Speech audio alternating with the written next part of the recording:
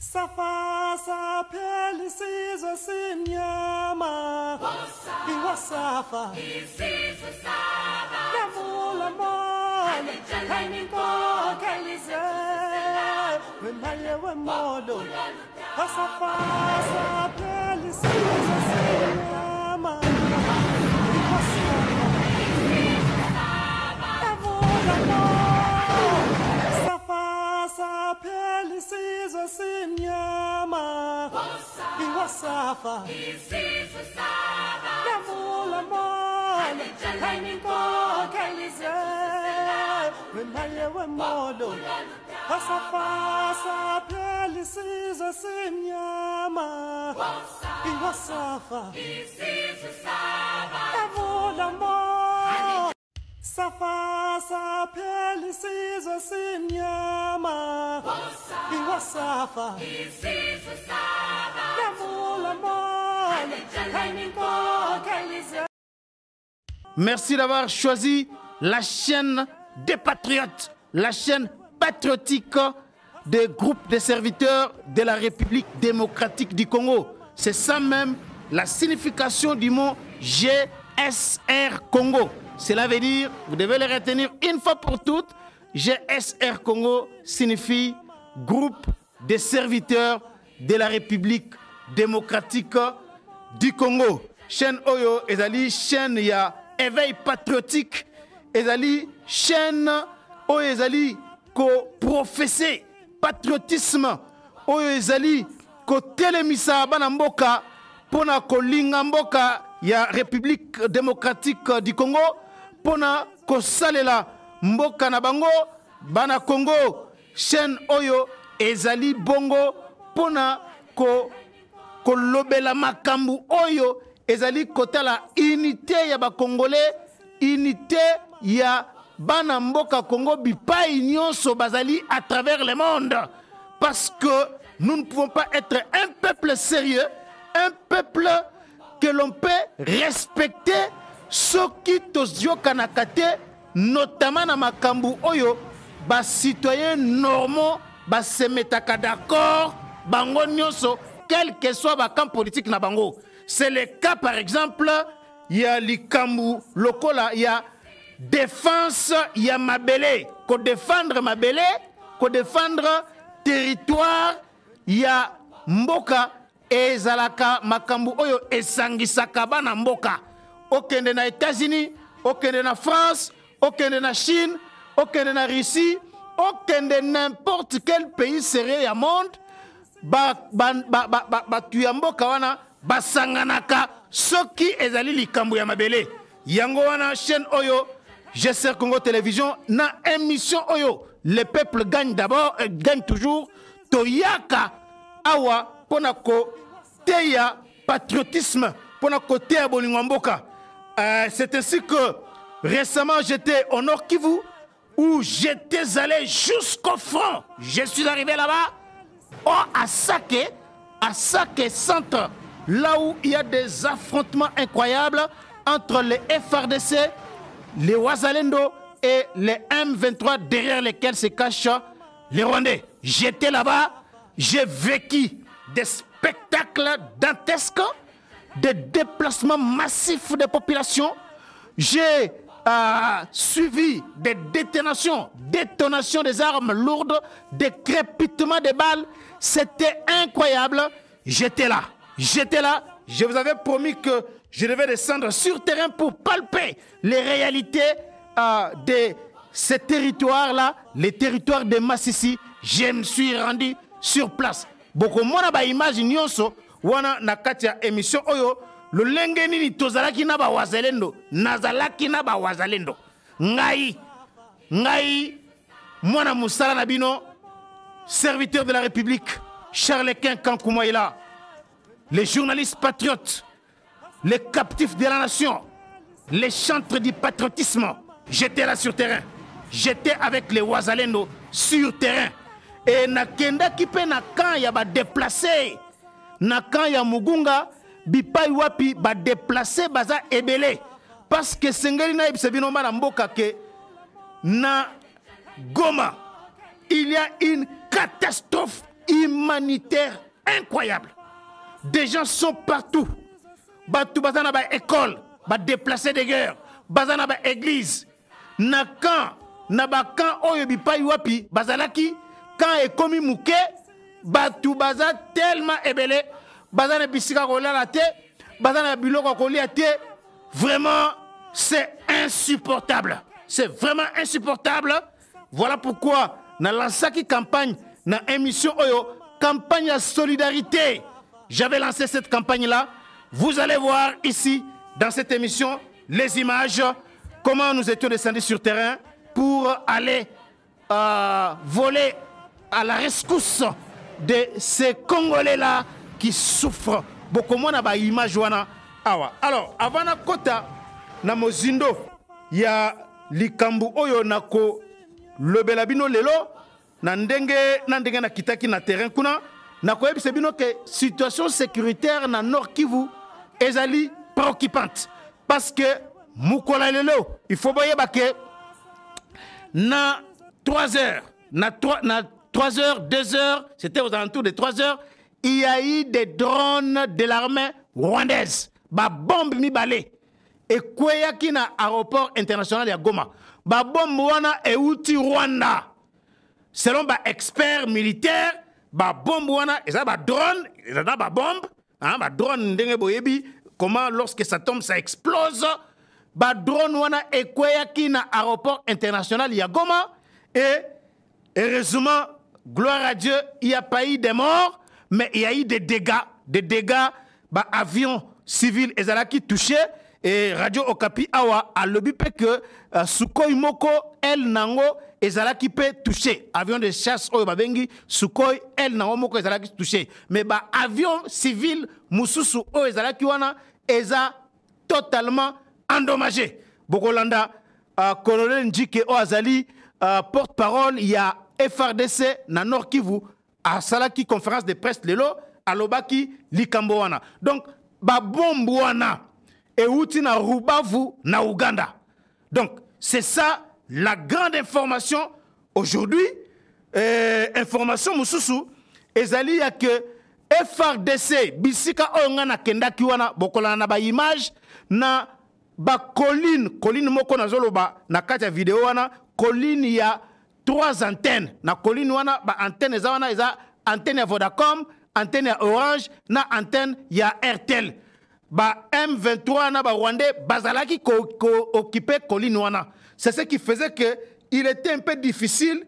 Il y a FRDC à progresser parce que ndenge boyebi malamu na makambu o etali bitumba soki ennemi azali likolo ngomba et que quand adverse ezali nase bango bakoza na une vision plutôt panoramique et ils peuvent facilement tirer sur les troupes qui se trouvent de l'autre côté.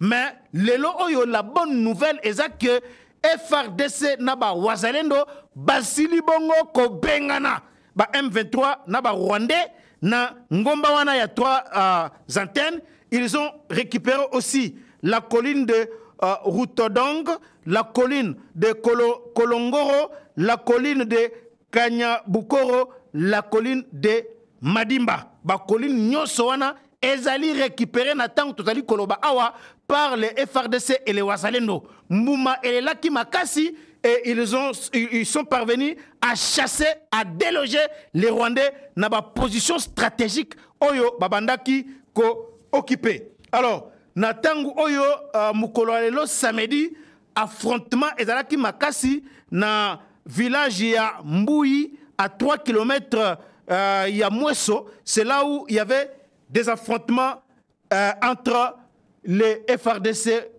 appuyés par les Wazalendo et les Rwandais. Voilà un peu information sécuritaire na province ya Nord Kivu na mokolo yalelo. Alors Félix Sekedi ye azali na Addis Abeba et pa wapi akendaki ko participer na mini sommet oyo organisé kuna. Il y avait 10 chefs d'État qui étaient invités là-bas pour participer à ces mini-sommets-là, mais il n'y avait que 6 qui y avaient répondu présent. Donc, Tshisekedi atikali ferme na ba position na ye, y a que jamais alors jamais à négocier na ba M23. C'est la position du président Tshisekedi et félicitations à ce président courageux qui a pris la bonne décision de ne jamais négocier avec le M23. Information sur la Sabino, ezali ya ke à Kinshasa, Kofi Olomide aza candidat sénateur na province ya Sud Ubangi, akendai kokutanana Modeste Baati oyo azali chef autorité morale, il y a parti politique oyo Kofi azalaka membre AFDC. Voilà un peu en guise des informations. Mais tolandana nous déclaration ya colonel Ndjike, porte-parole militaire na province ya Sud Kivu, aza porte-parole militaire ya FRDC, bien entendu. Suivons d'abord cet élément et puis nous allons nous retrouver sur ce plateau. Chers amis de la presse, nous avons tenu à vous informer que dans la nuit du vendredi 16 au samedi 17, à 2h du matin, heure locale, les drones d'attaque de l'armée rwandaise qui ont quitté bien évidemment les territoires rwandais ont violé les limites territoriales de la République démocratique du Congo et ont visé les aéronefs de forces armées de la République démocratique du Congo au regard bien évidemment des trajectoires suivies par les tirs de ces drones. Mais cependant, nous vous informons que les aéronefs des forces armées de la République démocratique du Congo n'ont pas été touchés, mais c'est plutôt les avions civils qui ont été non seulement touchés, mais aussi endommagés. Voilà, Boti Kolandawana, porte-parole militaire, il y a FRDC colonel Ndjike. Donc, au moment où Joao Lourenço a convoqué le président, il y a 10 pays africains, au moins 10 pays africains, na Éthiopie, pour participer à un mini-sommet organisé pour trouver Kimia entre Rwanda et la République démocratique du Congo.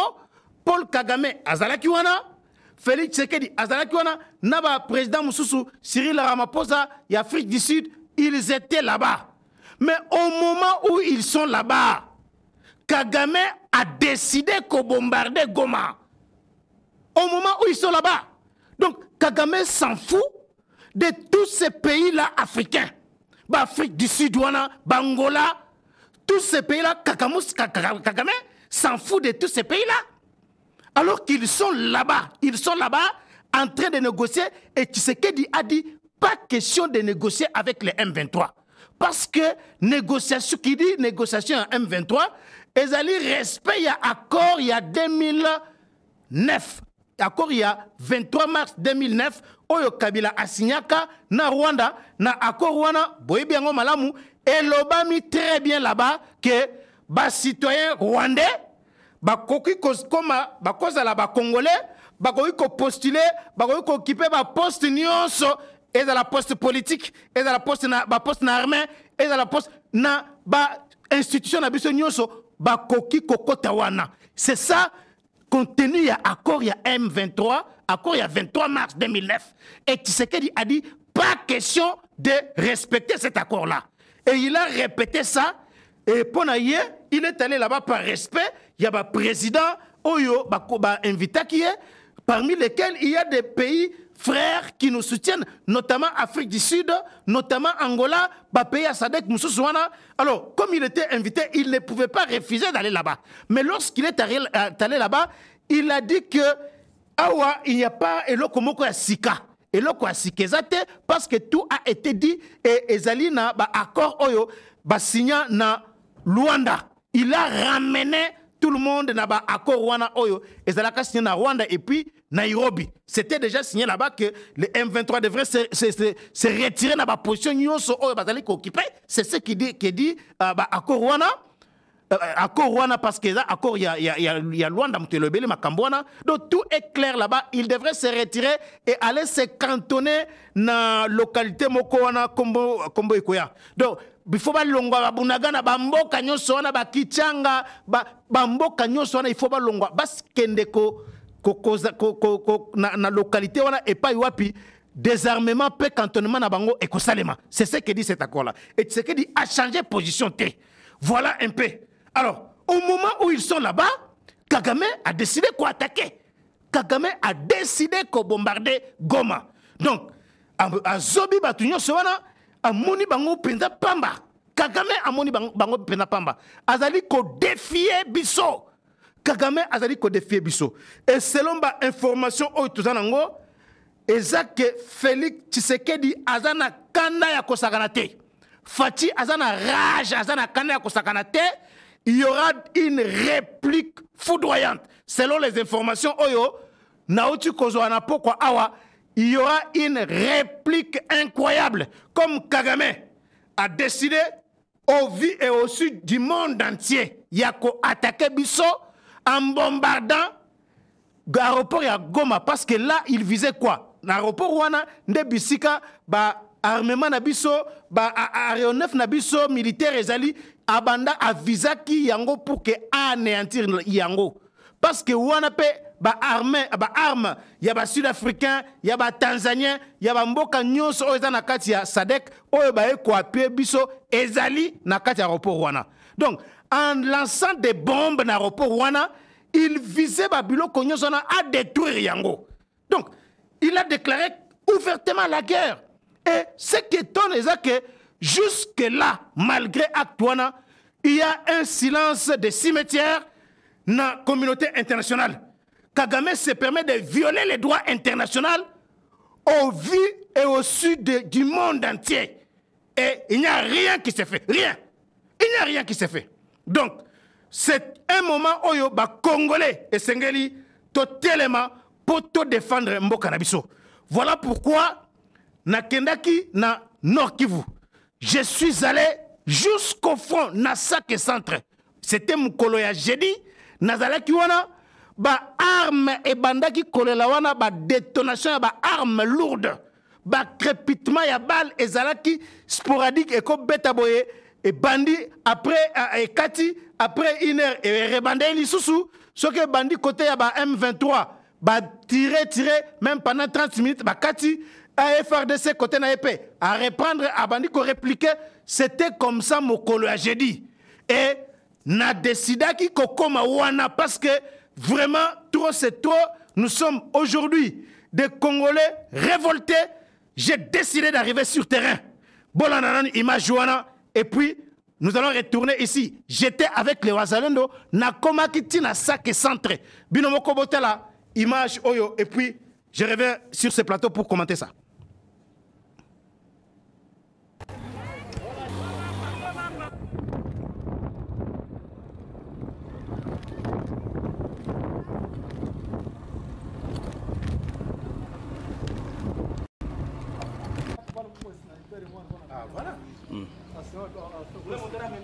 Voilà Sake Centre awa bipai wapi bitumba ezali ko salema bana mboka Congo to yebisaki bino en tant que journaliste patriote il faut comme un terrain pour faire vivre ce qui se passe. Et là nous sommes à Sake Centre, de l'autre côté ennemi azo Betambouma, mais les FARDC sont là pour défendre Mboka. Donc Sake est sous contrôle, c'est la plus grande information oyo et Sengeli Boyeba. Donc la situation est sous contrôle, mais de l'autre côté, na bangomba wana, munguna zakuna, azali ko Betambouma. Ba sniper bazakuna, je crois que bozo kapé ba masasi ndenge ezali kolela parce que awa toza sur terrain na Sake Centre.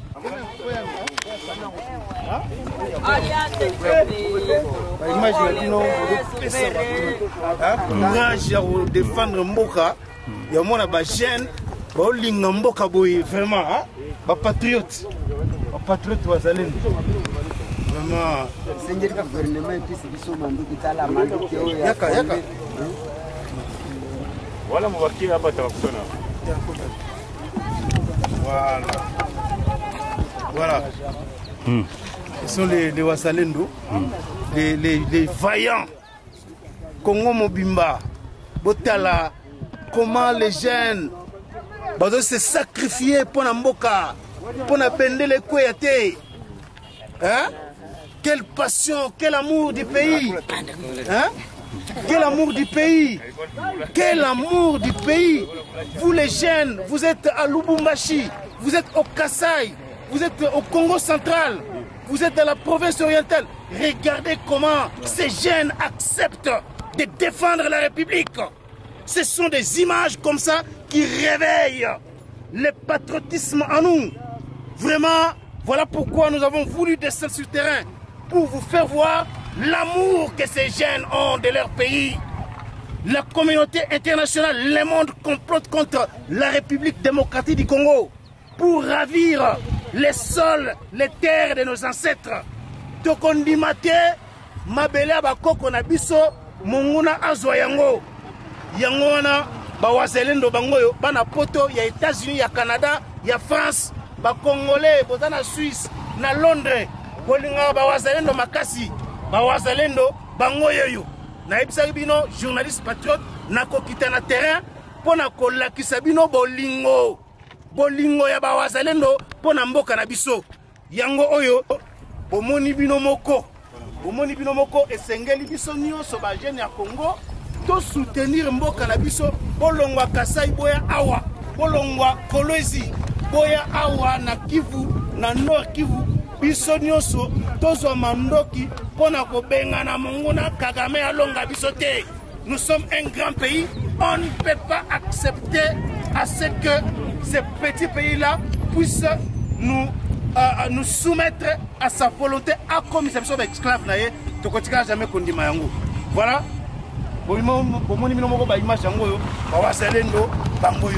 Merci beaucoup. Nandenge, Bosepeli, tous ba image oyo, pona kolakisa ba jeune, mususu ya ba âge na bino o baza partout que esengeli to défendre mboka na biso.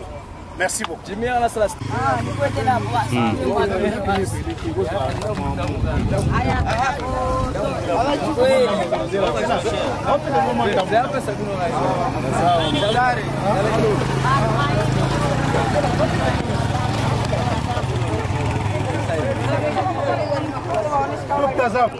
C'est bon déjà.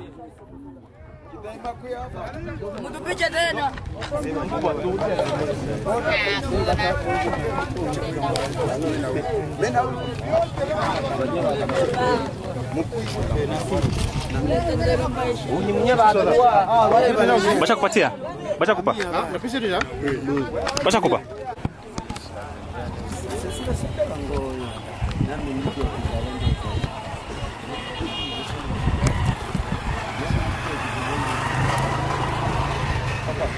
Awa, Passi. Bozomona ba image wana. Ezali ba image ya terrain. Nazalaki wana sur place. Nazalaki wana sur place parce que nous ne pouvons pas rester insensibles. Vous êtes en train de voir ces images-là. Alors, Esengeli n'a précisé, il faut préciser que Nakati naba wazalendo oyo bozo mona wana, il n'y a pas un mineur là-bas. Mutu oyo na telemaki na mongomba oyo suka mukolo wana yende chef ya ba wazalendo. Bazana consigne que bakoki jamais kosala une déclaration liboso ba caméra to na radio bakoki kosala déclaration te. Mais na senga ki ye wana o na telemi na ye wana na senga ki ke andima na loba et puis na zoba photo. Il a accepté parce que na expliqué que na uti mosika bande konanga na zo bisabino que j'ai risqué la mort nakoya lobby awa ko raconter bino qu'est-ce qui m'est arrivé oh Seigneur. Je viendrai vous dire qu'est-ce qui m'est arrivé lorsque j'ai quitté Place Wana. Tant on a poussé qui liboso, c'est dans la zone opérationnelle. Il y a quelque chose qui s'est passé là-bas, mais Nzambe oyo nasambe laka, Nzambe ya Mutombo, l'apôtre de Paul Mutombo Kalombo, le Seigneur Jésus-Christ, le Dieu qui a créé les cieux et la terre, andima kite ke na perdre vinangai mokolo wana.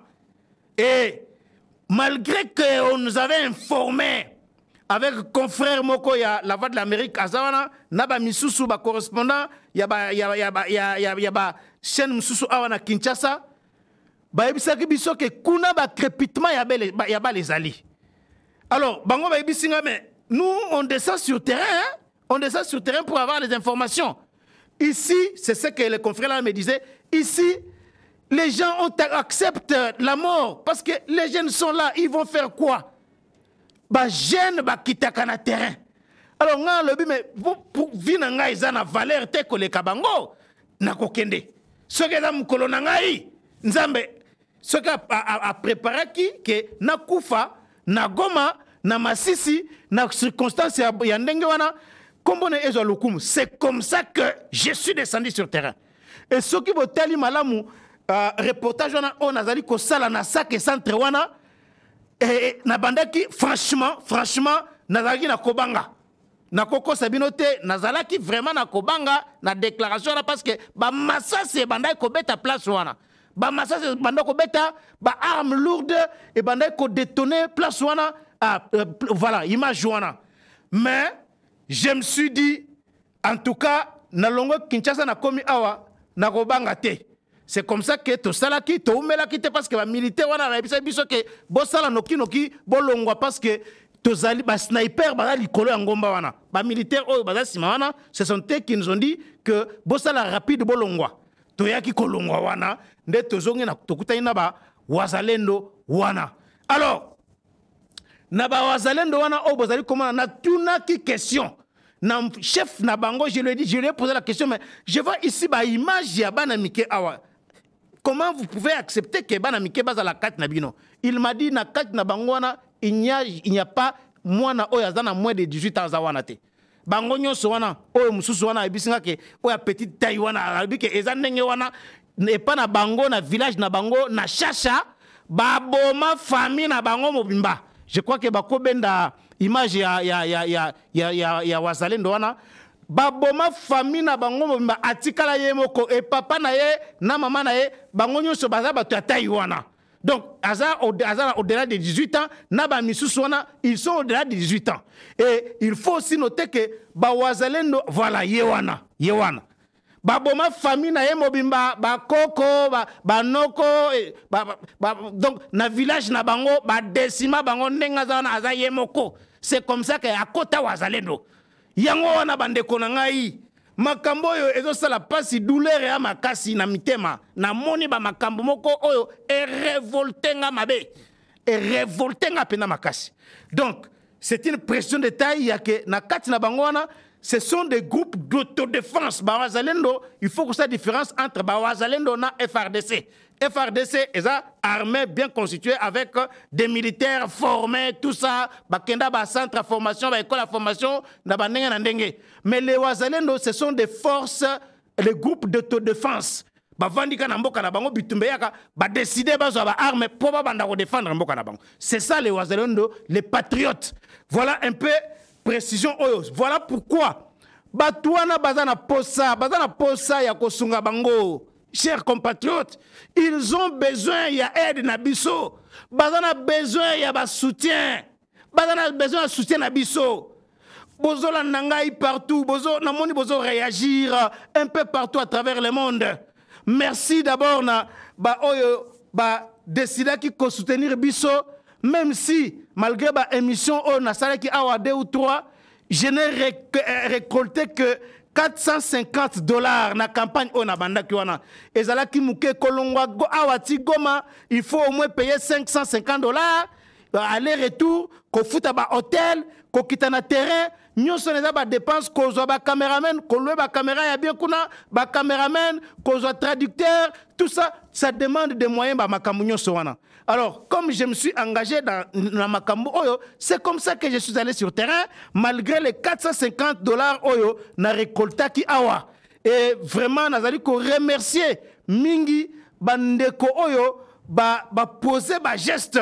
Tikana tanga nanu ba kombo na bango, même si malheureusement ou heureusement bazo lingate na tanga ba kombo na bango parce que certains me disent que ce sont des baza baba na nzambe soki loboko à moi c'est pesi ya mobali yeye bate ainsi de suite miso bazo banga ba famille na bango ke ba ko yeba ke ba pesi mo mais ça c'est vraiment regrettable parce que ngai na lingaki na banda ko tanga ba kombo na bino awa pour encourager bino parce que c'est pas tout le monde qui peut faire ça. Alors maintenant nakotanga ba kombo oyo ya bato bandimaki natanga bango après mais bolanda sikoyo chers compatriotes botala ba image oyo ezali na kan ya ba déplacé de guerre quand wana ba bengango mugunga ba oyo nyonso bazalaki na sake na ba shasha na ba kichanga na ba bipai nyonso na ba mweso bakima kuna ba na kan wana. Ils sont très très nombreux. Aujourd'hui, c'est près d'1 million. Il y a des déplacés au bazar na ville Goma. Et ça, batu bazar na ba école, batu bazar na ba église, batu bazar na Libanda. Situation est tellement préoccupante, est dramatique. Il y a une catastrophe humanitaire incroyable.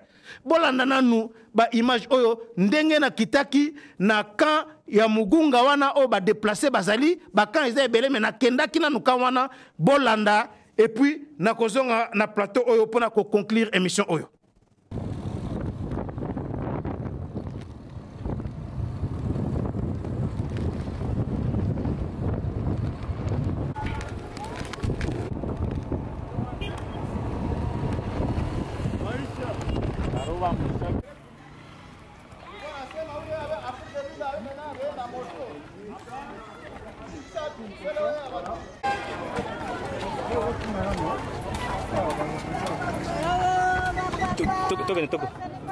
Toko zina joana o mtazo tonga kuna landa ikaka kuna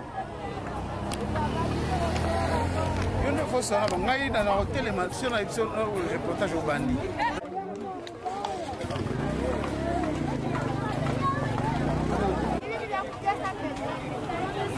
tuza wat porque biso a tuza wat tuza kaka na mugungu epa na biso eza na saki quartier babengaka Kaduki touti Kaduki pona mabom ezobeta biso ba civil nde tolobi topengela bana tokei awa na mugungu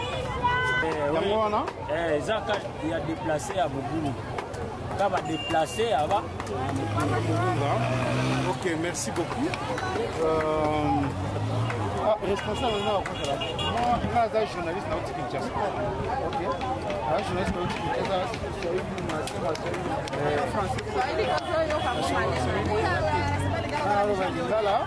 alors tona mona na moi eloko moko ya moke comme na okendeki boye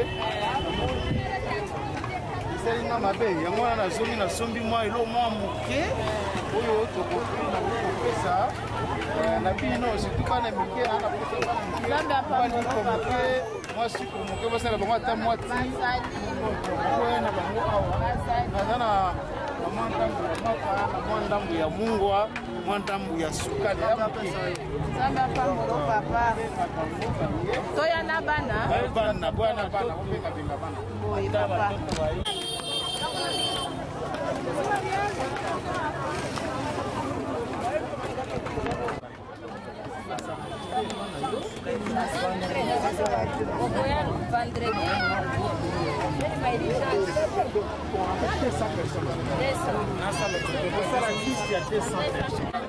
Un poquito de sachet.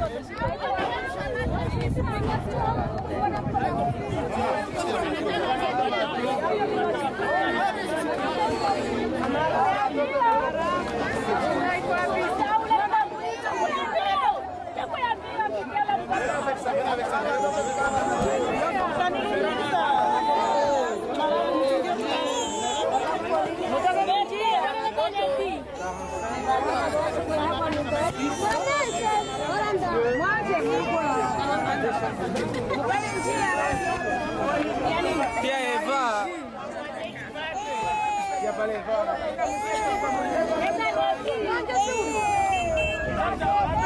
C'est pas mon temps à la place.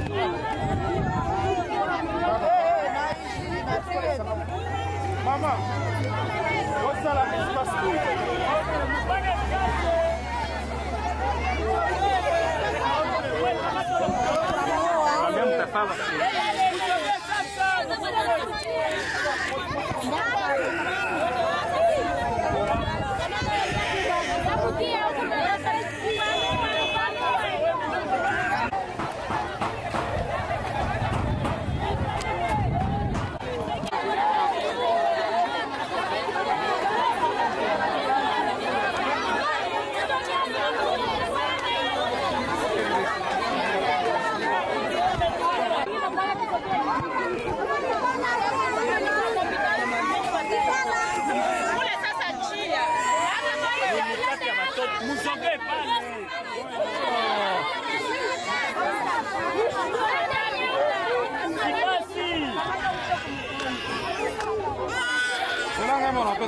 Malembe.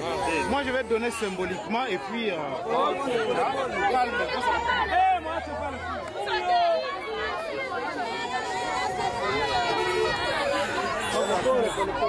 Laetitia.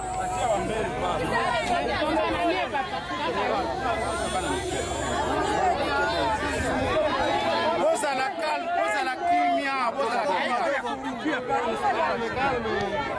Maman, pardon.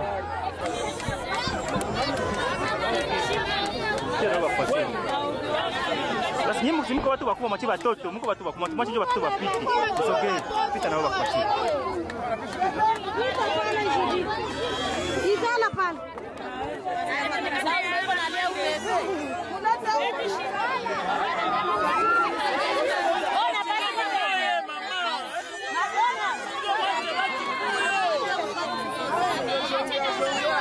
Msogee nyuma kwanza.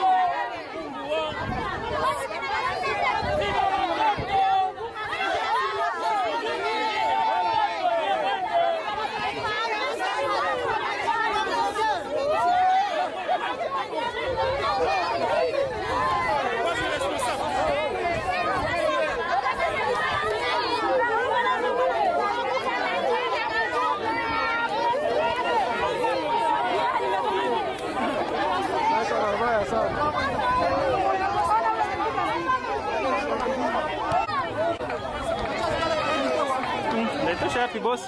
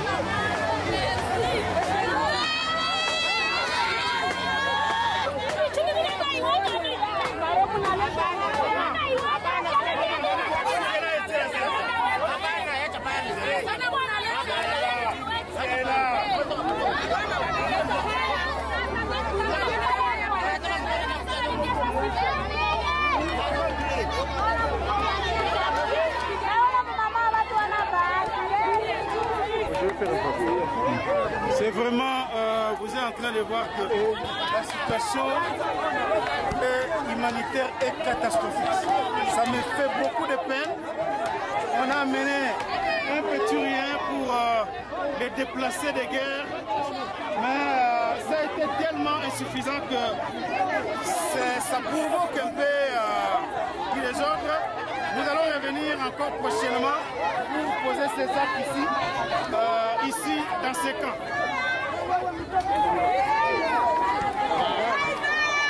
J'ai dit ceci, Nabozonga Awa.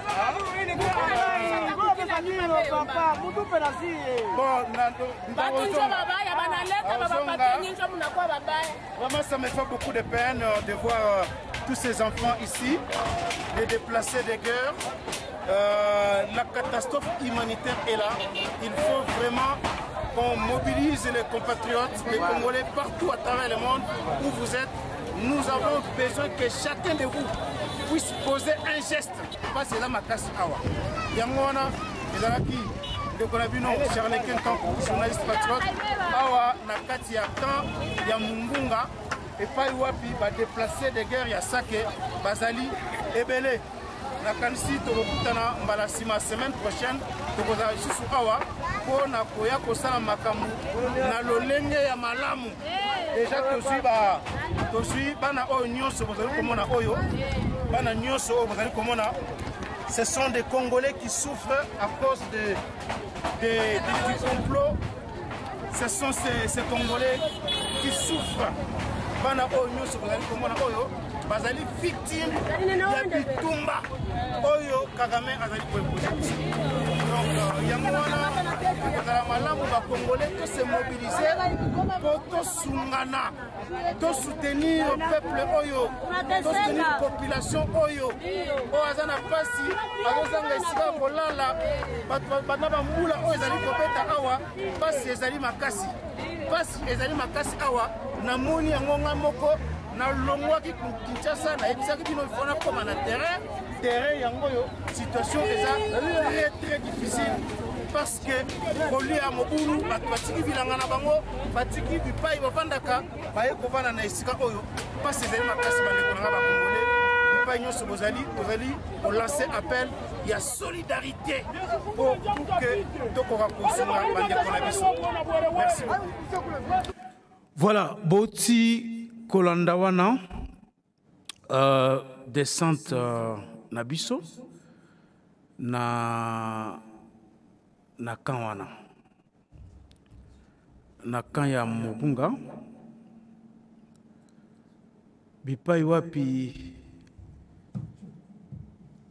Ezo Salapasi.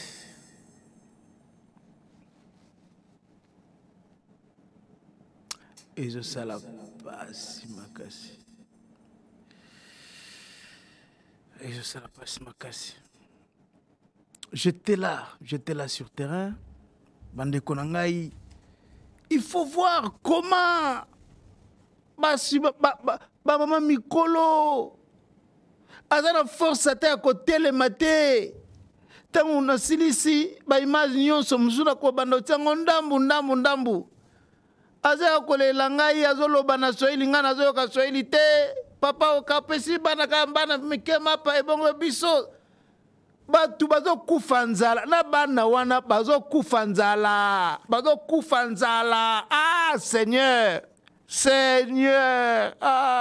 bazo kufanzala ndenge baza wana batiki ba village na bango bipai wapi bilanga na bango ezalaka basalaka na ba bureau te bakendaka bazamba na pokwa bazo na biloko kolia pona bana na bango bazala bakendaka bureau te attache mais yo ce koza congolais bipa nyoso zali ozolo ba gouvernement nini yango ko banda kolesa batwana du 1er au 30 gouvernement selon ma information nazwaki asali apesi asalaki ba action mais soka asali action batu baza lelo o ba déplacer de on eza kanka moko wana bozomo na mugunga wana mais bamusu baza côté ya Kanyarushinya bamusu baza na Mubambiro baza ebele ya kosakana te baza ebele.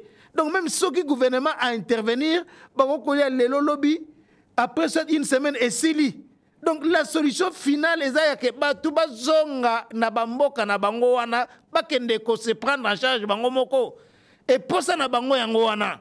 Mais situation ya bitumba ezali yango wana bandeko na ngai bipai nyonso bozali à travers le monde. Oyo ezamboka na biso, oyo ezamboka na biso. Oza pasteur, oza na église. Oza na église, est-ce que okozanga ata $10, ata $20, ya que osangisa église ata oza na église ya 100 membres. Osangisa ata $50, ata membre moko membre église ata $1, bien 1 euro. Bosangisa ata 50 euros. Toko sangisa tokei kosunga bandeko na biso wana. Na kitaki wana na lelaki makasi ba image nyonso na lakisa ngote po ezo sala passe ba image za wana ba déplacer wana po sila ngana ina image wana botala ba déplacer wana na banzete wana ngana kanisa ke eza bakoni bakenda zo bakoni po ba kolamba et pour nzokande eza nango banzete po bakende kotonga bandaku. Donc c'est une situation extrêmement difficile. Il y a une catastrophe humanitaire au Botikala Komonate. Bane belewana bako kufa na bango musu bazo kufa na nzala bako kufa ka nzala. Elo musute po papa na yena mama na ye azawana asala kate esika ko zoele ko kolia ezate. Donc asofa ndazo mona ndenge bana bazo kufa bana ne bazo kufa bana musu bazawana bazana ba parents po ba parents na bango ba kufa. Donc situation est tellement compliqué, Yangwana nazali ko sala appel ya solidarité na bande konangai bipai nyonso bozali bato mitema malamu bipai nyonso bozali ba coordonner na ngai ezawana na monaki bato batina nga message na ko remercier ba maman oyo basala ki ba geste na senga vidéo ya ba déplacer de guerre wana vidéo wana ya ba déplacer wana. Oh na vidéo wana batu bamona ndenge batu bazotambola na ba nzete. Voilà image wana yango wana la kisa yango malamu batala. Mais awa nazo remercier quand même ba mama oyo abenga kingai azana Angleterre mama mukolo mama Marceline Chibangu Kanku. Vraiment mama nzambe apambola yo oyebisanga ozana mama mukolo ozana 70 ans oyoka motema pasi o soutenir kibiso mama. C'est vrai que bozo linga tena tanga ba montant bozali kopesa awa ngai zo sala nga pasi parce que na nga kina tanga pe ba montant bozali kopesa awa. Mais je vous comprends ba msusu bozolo ba soki lobo kwa moi c'est pesi ya mobile e baté tout ça c'est normal. Eza ba point de vue na bino mais na linga ki transparence eza na makambo yo parce que tozo sala ngo pona cause ya mboka na biso. Merci beaucoup na maman Marceline Chibangu na Angleterre. Merci na monsieur Gédéon na Canada alobaka na tanga kombo ya Gédéon na tanga msute ye atinda kimbongo na ye lelo oyo nde na zimbongo na ye abenga kingai atindi $130. Merci na évangéliste Mirnzelo na Milouz na Alsace. Ye asalaki geste ya de cela mikolo ebele avant kende kuna atindaka $50 na ye. Merci na Armand Mbodo azana Irlande yepe atindaki moi eloko na ye na PayPal bien que alingina tanga montate. Merci na couple moko atindelaki nga $50 na bango wana kutu nazaki na Goma bazana Italie na Bologna. Merci na couple wana. Merci na maman moko l'air nazaki na Goma wana moi nayoka ki téléphone sonné nazaki na frontière ya Rwanda na RDC na petite barrière abenga kinga ebisinga ke maman na na Canada atindaki $60 na M-Pesa. Ba misusu ba boyi na tanga ba komona bango ba boyi na tanga ba montant mais nazo ebisa bino ke na totalisaki $450 pona kende Goma. Ebele babengaki mais nazelaki ba kosala geste basalaki te mais na 450 oyo ezana ba oyo batindi ba $10 misusu batindi ba $15 misusu batindi ba $20 misusu batindi ba 30. Donc voilà un peu montant oyo na sangisaki. Mais vraiment merci quand même pour na geste wana parce que c'est pas donné à tout le monde. C'est pas donné à tout le monde. Misusu na mona kaka ba otindela ngai ba message bazote yangai continue nga partage ba verset biblique. Oui, eza malamu mais tangu oyo eza tangu ya ko manifester bolingo. Eza tangu ya ko tiapeli lo banzame na misala ya kosunga bande ko na biso oyo bazo mona pasi parce que baboyi kozala baumbu ya Kagame parce que complot international ezali ya ko arracher biso ba mabele na biso wana soki na kotia na ba image muso awa bokomona ke to na mboka ya kitoko ya kosakana te bisika o ba rebelle ba rwandais bazo tingamana côté ba rubaya wana bazo exploiter ba coltan na ndenge ya kosakana te mikolo nyonso oyo donc ezo révolter biso makasi vraiment motema na ngai ezo tanga makila parce que makambo onga na moni révolter nga makasi. En tout cas, na sali appel na bino bo sunga biso poto kende ko sunga bande ko na biso wana oyo bazali komona pasi na est ba coordonner na ngai eza wana ba numéro na ngai Vodacom eza wana oyo ba kotinda na M-Pesa numéro na ngai ya Airtel Money eza wana voilà oyo ba kolinga ko kende na ba Western Union ba MoneyGram bipa nyonso bokolinga na PayPal ba coordonner nyonso ezali wana mais ceux qui ont la pression msute komela biso message na continue la bino ba coordonner pour que tokoka ko kende kosunga bande ko na biso. Merci na ndenge bolandi ngai awa je pense que na bosani ba kombo mususu parce que papier oyo na komaki ba kombo na bosani yango na émission oyo na kosala lobby na koyela bino mususu ba image mususu na ba détail mususu ya makambo oyo tokutanaki nango na mboka ya Goma na koyebisa bino qu'est-ce qui s'est passé, comment na raté liwa bande ko na ngai nzambe alikolo azoyoka ngai na koyebisa bino comment nzambe wana ayokelinga mawa épargner nga na liwa pona mbana nga liboso oyo na kitaki na terrain wana. Merci botika la malamu bo partager massivement ma vidéo oyo na ba groupe WhatsApp na bino surtout bo s'abonner lisusu na GCR Congo Télévision ata otinde lo côté likambo ezate okoza la pe ozana ngote mais s'abonner ata na GCR Congo Télévision ou bien partager message oyo na ba groupe WhatsApp na bino de sorte que batu oyo mutema malamu oyo nzambe apesa do ya libéralité ya générosité bakoki koya ko sala quelque chose pour na bande ko na biso. Merci beaucoup. Tokutani mokolo ya lobby na numéro mususu ya le peuple gagne toujours ou bien les débats congolais. Safa sa pelisizo sinyama Iwa safa Isizo saba Namula mola Kainiko kalize Wenaye we modo Safa sa pelisizo sinyama Iwa safa Namula mola Safa sa pelisizo sinyama Iwa safa Isizo saba Namula mola Kainiko kalize Wenaye we modo Safa sa pelisizo sinyama Iwa safa Isizo saba Namula mola Safa sa pelisizo sinyama Iwa safa Isizo saba Namula mola